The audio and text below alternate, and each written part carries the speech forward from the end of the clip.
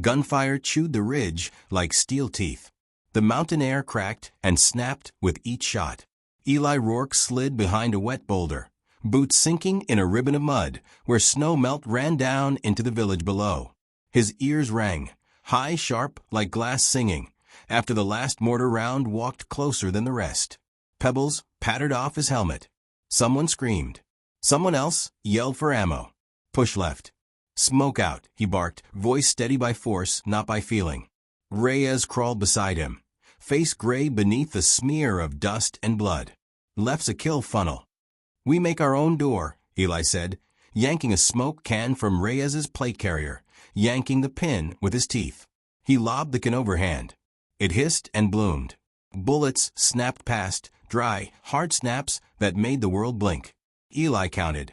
1, 2, up at 3. He ran through the smoke and into a ditch that stank of damp earth and old goat. They were supposed to be in and out. Night raid. Grabbed the interpreter, Farid, before the enemy commander could make an example out of him. But dawn had come too fast, and Commander Kadir's men were already circling. The ditch ended at a collapsed stone wall. Beyond, a courtyard.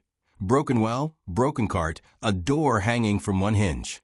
Eli pulled Farid through first, thin man, eyes wider than the sky, then Reyes limping. Rounds tore chips from the doorframe. A mortar thumped farther down the slope, a tree shredded. The ground jumped. Charges. Eli asked. Reyes shook his head. Last one's on the bridge. They'd wired the footbridge on the approach as exfil insurance. Now it felt like a noose they tied around their own necks. Eli looked toward the ridge, toward the footpath where their route home waited under a curtain of rifle fire. A voice rose from the fog of smoke and dust. Amplified, calm, precise. Rourke, you carry the jackal's mark. You are not a shadow to me. The voice slid under Eli's skin like a knife. Kadir. Farid trembled. He knows you. Then we move faster, Eli said, pushing them into the street of the ruined village, mud and broken glass under boots, laundry lines cut and fluttering like surrender flags. Civilians hid behind shuttered windows. A boy darted from a doorway, with a radio clutched to his chest. Eli's finger brushed the trigger. He forced it off. The kid vanished. Reyes grabbed Eli's sleeve. We're not making the pass. They'll crest it before us. Eli scanned the rooftops. Shapes in scarves and rifle barrels. A high window flashed. His world went white for a second. Glass, grit, the sound of a church bell trapped in his skull.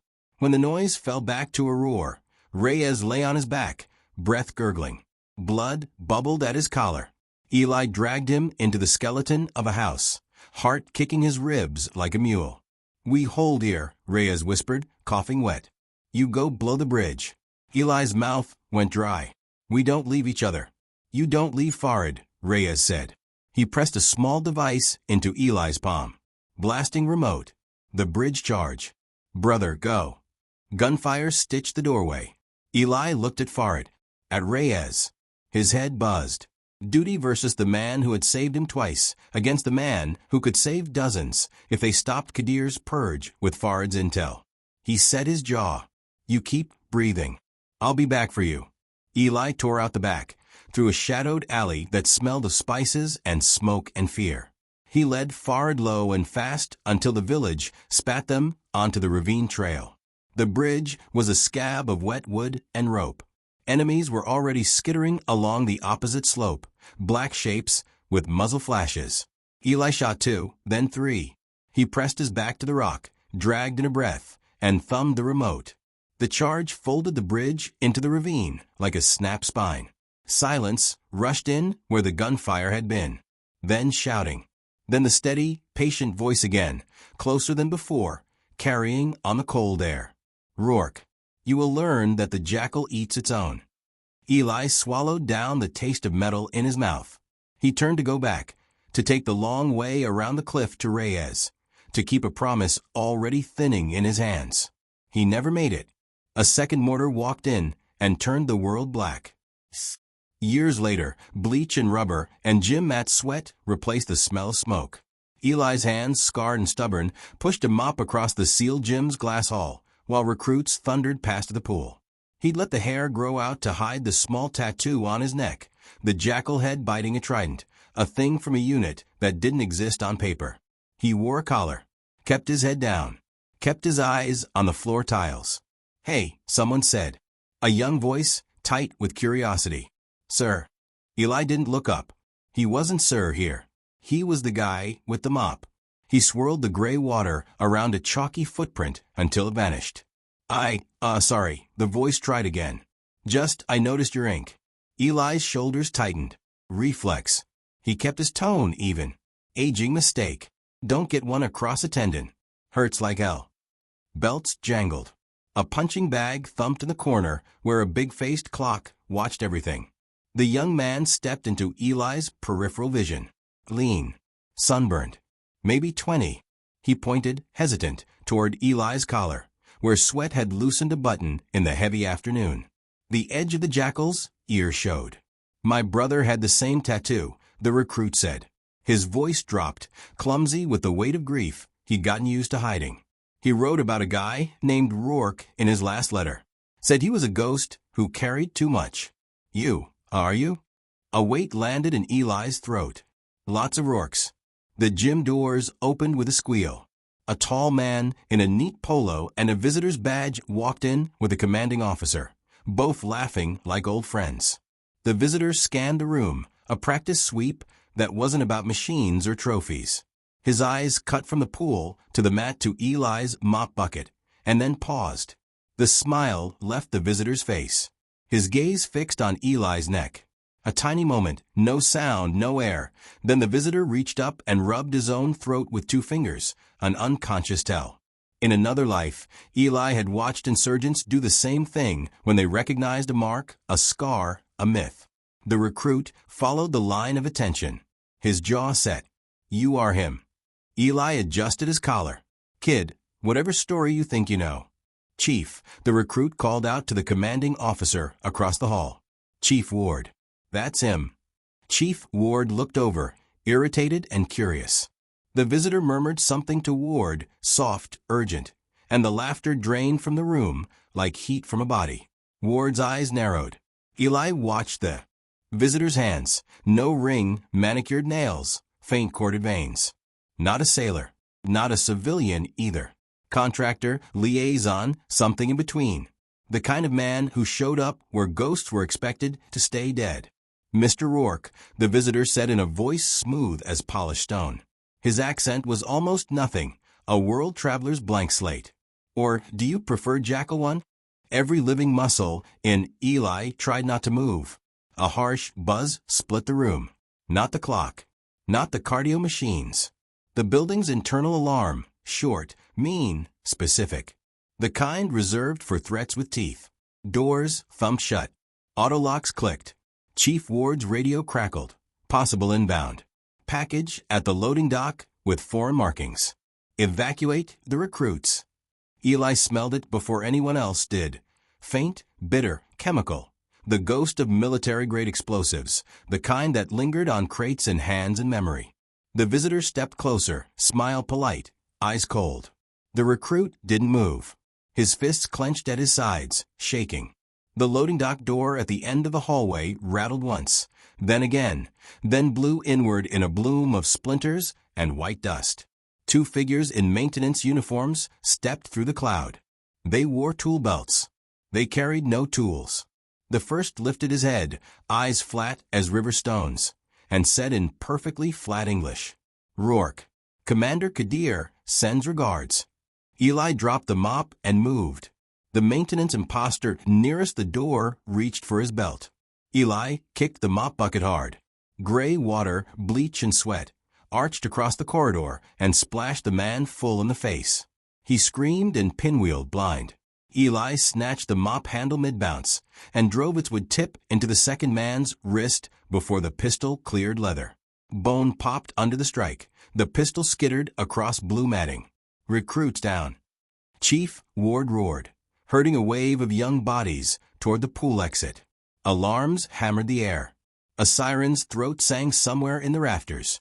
The visitor didn't flinch. He stepped sideways behind a vending machine, tapping at the cuff of his polo like he was scratching an itch. Eli filed away. Mike, comms, someone on the other end. The blinded man drew a knife. Eli gave him the mop handle across the temple, then took the blow he knew would come, a wild slash that opened his forearm like a paper cut made with steel. Pain flared. He grabbed the attacker's belt, turned, and used the man's momentum to bounce him off the wall. The knife clattered. Eli kicked it under a row of benches. Move, the recruit yelled, voice cracking but brave, hurling a 10-pound plate like a frisbee. It rang off the attacker's shoulder. Eli heard bone crack. The second imposter recovered his weapon with his offhand. He came up fast, muzzle finding Eli's chest. Eli threw himself sideways, felt the shot pluck the air where his heart had been. The round shattered a wall clock. Time rained down in glittering fragments. Eli landed hard, shoulder rolling, hands sliding under the mat, searching memory of where the instructors stashed their medical kits. His fingers found tape, then metal. A fixed-blade training knife, dulled at the tip, but real enough along the belly. He brought it up. The gunman fired again. A mirror exploded into piebalds of his own face. Chief Ward had her duty pistol out now. She braced and fired twice, to measure coughs. The gunman flinched as rounds stitched his ribcage. He staggered. Eli finished it with a short, ugly cut that opened the artery high on the forearm, so the pistol fell. The man dropped like his strings had been cut. Silence tried to return. The alarms shoved it away. The blinded attacker gargled and crawled, hands smoking where bleach burned skin. Eli grabbed his collar, flipped him, and drove a knee into his sternum. The man coughed up words with spit and bile. "We only brought a doorbell," he rasped. "The gift is outside." "Where?" Eli demanded.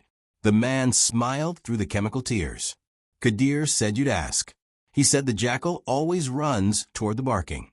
Chief Ward hauled the man by his belt and wrists, rolling him into cuffs with practiced motions. "Bomb squad is inbound," she told Eli, eyes steady, taking in his bleeding forearm, the smashed mirror, the recruit still bristling with breath and adrenaline. "But we don't wait. Loading dock." Eli nodded. They said regards before they brought the door down. The visitor glided from behind the vending machine, calm as a cardiologist. "My team has the perimeter," he said. "Hold your positions and let them work." Chief Ward's jaw tightened. "Who's your team, mister?" "Creel," the visitor said with a polished smile that didn't touch the eyes. "Holden Creel. Liaison, Defense Intelligence. You have an old problem that just turned into a very current crisis." Eli wiped his blade on the dead man's sleeve and tossed it aside. "You walked in with it." Creel shrugged. "Or I walked in because of it." His gaze ticked to the edge of Eli's collar again, to the ink peeking out like a concealed weapon. "Either way, the package outside is tuned. The moment local flasher lights touch the air, your problem goes bang." Chief Ward's radio hissed, "Bomb squad 5 mics out." "Too slow," Eli said, already moving. "Rourke," the recruit blurted, stepping into his path. He had a name now, shaking loose between heartbeats. "Noah. Noah Reyes. Whatever this is, you're not doing it alone." Eli's world narrowed to the surname. The ringing in his head returned for a second, glass singing with a memory of a collapsed wall, mud in his teeth, Reyes pressing a detonator into his palm. "Brother, go." Eli's breath stuttered. He saw the boy's mouth, a shape like his older brother's, when he laughed at bad jokes in the worst places. He wanted to say, "I'm sorry." He wanted to say, "Your brother." He didn't say anything. He put a hand on Noah's shoulder, squeezed once, then pushed past. The loading dock smelled like oil and salt and rain. The metal door was a moss-spitting, bent hinges and splinters. Beyond it, a white delivery van idled, rear doors yawning open to show a forest of equipment cases stacked with a ritual neatness that screamed wrong. On the topmost case, a small rectangle glowed, cell phone taped to a block of putty-colored clay. A faint wire snaked into the cases, disappearing among black foam and straps. "Trip? Pressure? RF?" Chief Ward said, breath low. "None of the above, maybe all." Eli scanned. The phone screen was a simple timer, counted down to minutes, not seconds. No number pad. No easy call to interrupt. In the rearview mirror of the van, he caught a glint of something else taped under the driver's seat. Secondaries. He'd seen Kadir do this abroad, make the obvious trap loud and the real one quiet. Creel hovered in the doorway, keeping his shoes clean. My team could. Your team can stay out of the blast cone, Eli snapped. He climbed into the van, feeling the metals hum under his palms. His forearm burned where the knife had kissed him. He could taste the old copper of fear, and something like relief, the relief of not having to be dead anymore. Not here, not now. He knew this language. He could still read it. He grabbed a strap and lifted the top case just enough to see a brick of compound beneath, wired into a hockey puck of electronics. The phone fed the puck. The puck fed a nest of caps. He'd need to cut power, then isolate the initiators. Then, a soft buzz hiccup through the phone. The timer blinked, then the screen shifted. The camera opened. A face filled the rectangle. A face Eli had filed under ghosts and guilt. Stubble. Scar across the eyebrow. Eyes he knew like his own hand. Eli, the face said, raw with disbelief and something like hope. Brother, tell me this is you. Noah made a noise that was more creature than word. He staggered a step, hand out like he could touch the screen. Mason, he whispered. Mason, oh God. The man on the phone smiled, broken and brave. Noah. Hey, kid. Chief Ward looked at Eli. Creel finally dropped his mask. Calculation flared where polish had been. He took one small step closer, like a man drawn to a cliff's edge. Reyes, Eli said. His throat tried to close around it. How? Later, Mason Reyes said. Right now, listen very carefully. Kadir wired this to a dead man switch. It's not the timer you think it is. Eli froze, half crouched in the van, fingertips inches from the web of wires. The phone's camera shook, as if Mason's hands were bound and the device balanced on a crate. Behind him, somewhere dark, Eli heard men speaking in a language he knew in his bones. He heard a door bolt slide. He heard his past catch up. How do we? Eli began. By letting Creel finish his sentence, Mason said, eyes sliding past the lens like he could see through time. He didn't tell you who he really works for. Eli looked up. Creel's smile returned, thinner now, hungry as a blade. Rourke, Creel said, voice gentle as a lullaby. Step away from the van. Come with me. Kadir doesn't want to kill you. Not yet. He wants to trade. For what? Chief Ward asked, gun low, but ready. Creel's eyes glittered. For the only thing he never got on that mountain. Eli felt the answer arrive before the words did. The world blurred at the edges, the gym, the sirens, the recruits huddled behind glass, Noah's ragged breath. The phone's camera adjusted in a wheeze of sound. Mason's face leaned close, as if to meet him halfway. Eli, Mason said softly. He wants Farid, and he thinks you know where he is. The timer on the phone flicked from minutes to seconds. The timer blinked down, 45 seconds. The numbers pulsed like a heartbeat. Eli's breath slowed, every muscle sharpening to a razor's edge. Talk fast, Reyes, Eli said, voice level. What's wired where? Mason's voice was steady but low. They strapped a piezo trigger to the base charge. Dead man's switch is in Kadir's hand. If his pulse stops, boom. That timer's a decoy. Chief Ward's jaw tightened. Then why the countdown? To make you panic, Mason said. To make Eli step wrong. Eli's fingers hovered over a web of wires, black and red, spliced with surgical precision. His instinct screamed. This wasn't a bomb, it was a message. A game of chess, with Kadir moving 3 steps ahead. Creel's calm mask cracked for just a second. Step away, Rourke. We can't stop this here. We play their game, we lose. Eli didn't move. His fingers found the detonator puck's housing. Heavy cold.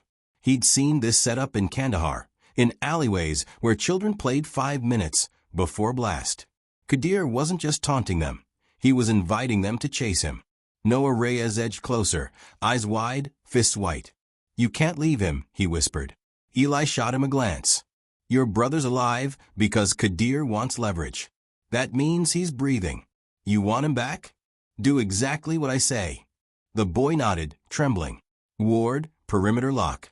Everyone clear this building but us, Eli ordered. Ward hesitated. You sure you're not planning to die in here, Rourke? Not today. Ward moved, voice sharp over comms, clearing the building in a storm of shouted commands. The clock hit 20 seconds. Mason's voice dropped to a whisper. Eli, he knows you'll try to cut it.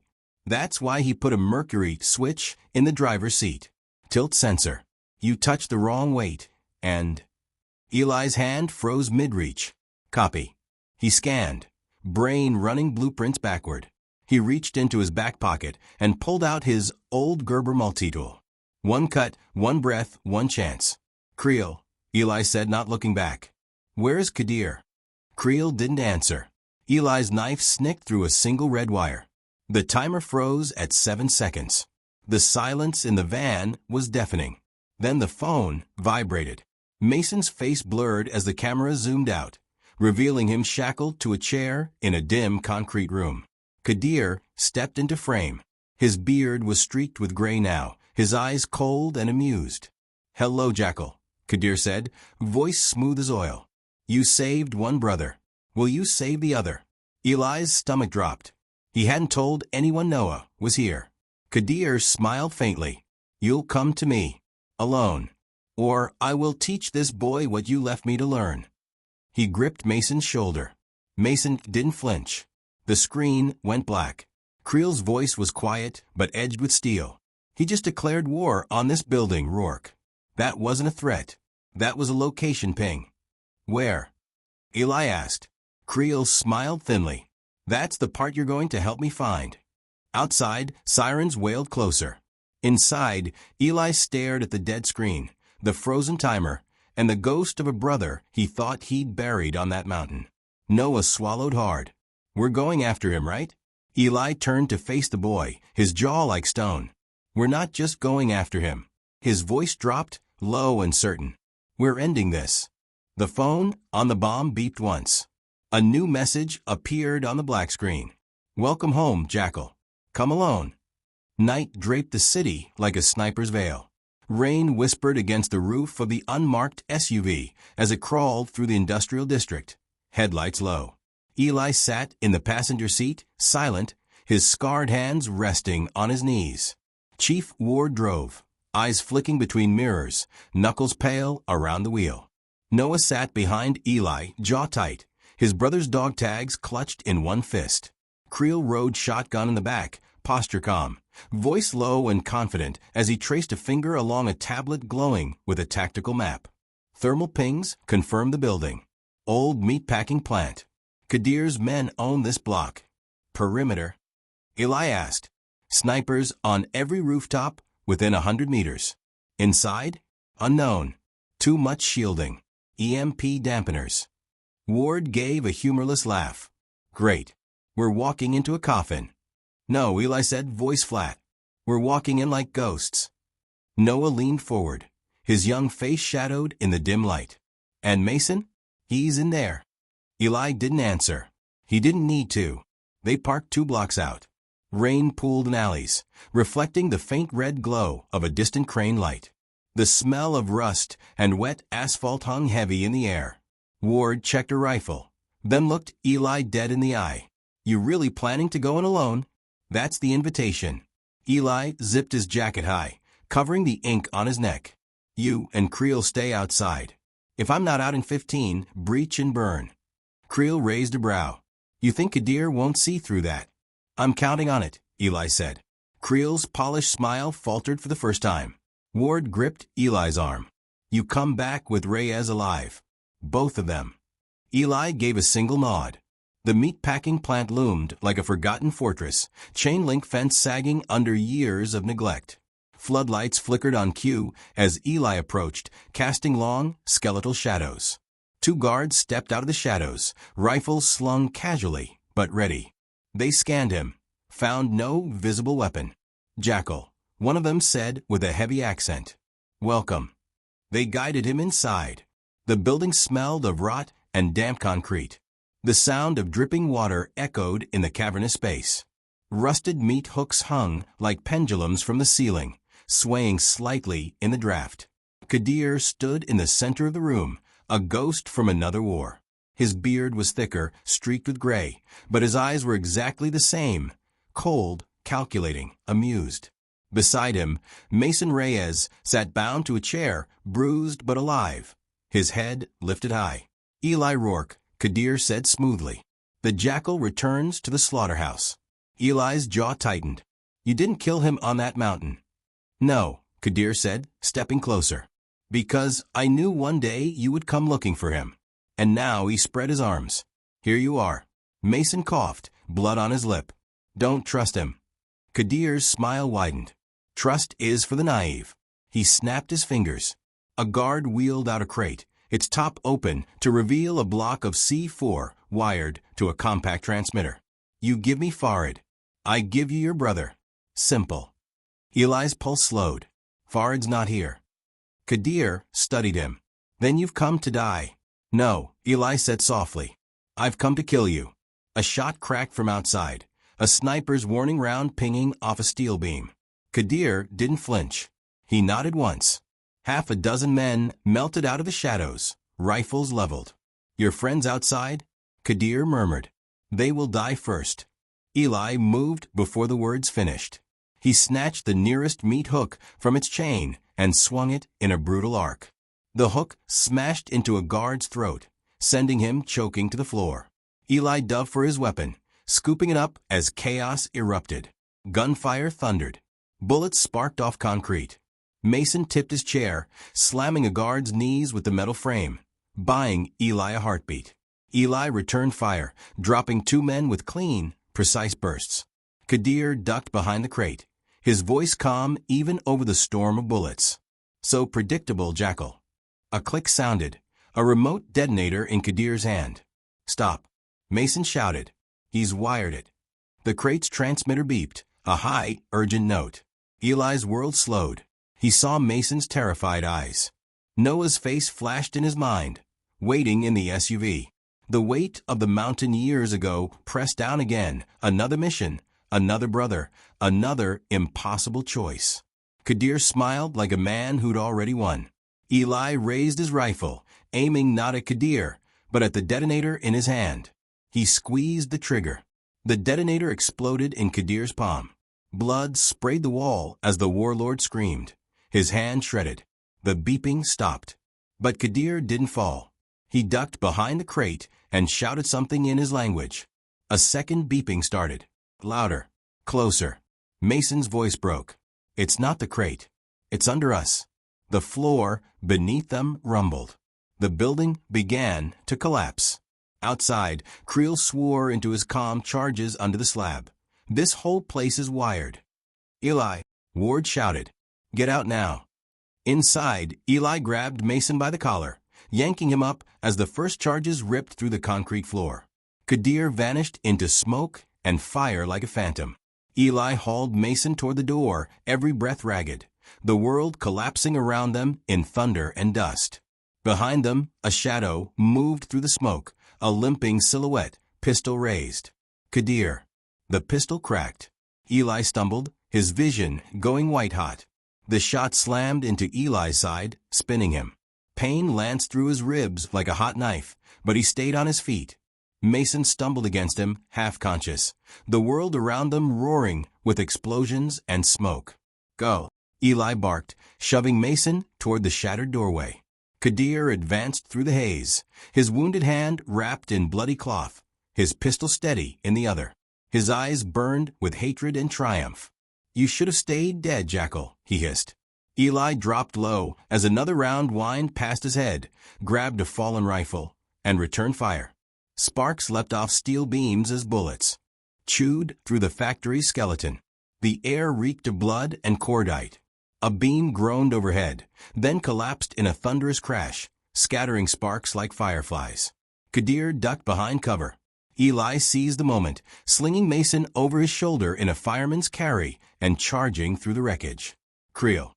Eli rasped into his earpiece, voice cracking. "Light up the perimeter." "Copy," Creel said coolly. "Brace yourself." Outside, the night lit up. Sniper fire raked the factory windows. Floodlights snapped on, bathing the scene in stark white. Kadir's men scrambled, some firing wildly, others retreating. Ward's voice cut through the chaos. We've got an exit point at your 9. Move. Eli staggered toward the light, Mason's weight dragging him down. Another explosion ripped the floor behind him, the shockwave nearly knocking him flat. Kadir emerged from the smoke, limping but relentless, firing at Eli's back. One bullet grazed Eli's shoulder. Another shattered a pipe above, showering him in steam. Eli ducked behind a rusted pillar, heart pounding, his vision blurred from blood loss. Mason groaned weakly. "Stay with me," Eli whispered. Kadir's voice slithered through the smoke. "You can't protect them all, Rourke. This ends tonight." Eli's eyes darted around. A fallen meat hook glimmered on the ground, chain still attached to a pulley. He grabbed it, looping the chain around the pillar, and pulled himself up onto a stack of crates. "Come on, you bastard," Eli muttered. Kadir stepped into view, pistol raised, confident. Eli swung the hook with all his strength. It arced through the air like a steel predator, slamming into Kadir's shoulder. The warlord screamed as he was yanked backward, the chain wrapping around his torso. Eli leapt down, using the last of his strength to wrench the chain tight, pinning Kadir to the pillar. Kadir spat curses, reaching for a knife with his good hand, but Eli slammed the butt of his rifle into his face, dropping him cold. The building groaned like a dying animal. Ward and 2 operators burst through the smoke, guns up. "Move, move," Ward shouted, grabbing Mason. "We've got him." Eli's knees buckled as they hauled Mason out. Ward grabbed Eli under the arm, dragging him toward the exit. Behind them, Kadir stirred, bloodied but alive, his eyes burning with venom. "Jackal," he roared, his voice echoing through the collapsing building. "You can't kill a shadow." The last charges detonated. The world turned white. Eli woke to rain on his face. Sirens wailed nearby. He was lying on the asphalt beside the SUV, blood soaking his shirt, his body shaking. Ward crouched over him, applying pressure to his wound. "You're not dying here," she said fiercely. "Stay with me." Noah knelt beside them, tears streaking his soot-stained face. His brother lay on a stretcher nearby, pale but breathing. You saved him," Noah whispered. Eli tried to speak, but coughed instead. Mason stirred, eyes fluttering open. "Kid," Mason rasped. "You okay?" Noah nodded, clutching his brother's hand. Creel stepped into view, immaculate as ever, though his expression was sharper now. "Kadir escaped," he said matter-of-factly. "But he won't get far. He's hurt, and half his men are gone." Eli forced himself upright, despite Ward's protests. "He'll come back," Eli muttered. "He always does." Creel studied him. "Then maybe it's time you stop running, Rourke. Time the jackal finishes this." Eli's gaze drifted to Noah and Mason, their reunion raw and fragile in the rain. He felt the old weight of every choice, every ghost. "I'm done running," Eli said softly. The night was filled with sirens and the buzz of approaching helicopters. Kadir was out there, bleeding but alive. This wasn't over. Not yet. Eli leaned back against the SUV, blood seeping through his fingers, and let the rain wash the smoke from his face. Somewhere, in the shadows, the jackal was awake again.